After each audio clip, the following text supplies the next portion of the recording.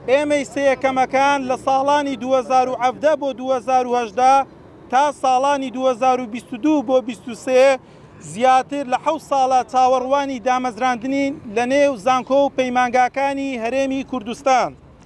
لە کاتێکدا دامەزراندنی ئێمەی سەیەکەمەکان پێویستە ڕاستەوخۆ دوای کۆتایی هاتنی خوێندن و ئەوایلبوونمان لە نێو زانکۆ و پەیمانگاکاندا جێبەجێ بکرێت.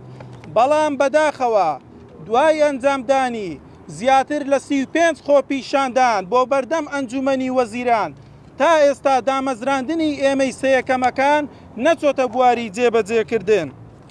لە دوای پشتڕاستکردنەوە و هەواڵی دانانی وانەبێژێکی زۆر بە نایاسایی و دوور لە ڕێنمایی وەزارەتی خوێندنی باڵا ئێمەی سەیەکەمەکانی نیگەران و پەس کرد لەوەی لە جێگەی ئێمە کەسانی ناشایستە دادەندرێن.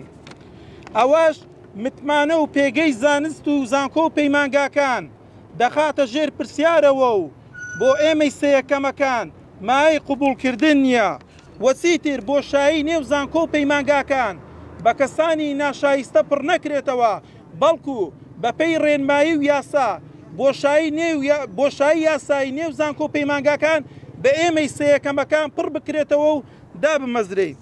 لە ئەگەری دانەمەزراندنمان لە هەفتەی داهاتوو لەلایەن ئەنجومەنی وەزیرانەوە بە دڵنیاییەوە پلانی داهاتوومان بە ڕێکاری جیاوازتر و بۆ مافی دامەزراندنمان دەگرینە بەر دەستەی نوێنەرانی سەیەکەمەکان لە زانکۆ و پەیمانگا حکومیەکانی هەرێمی کوردستان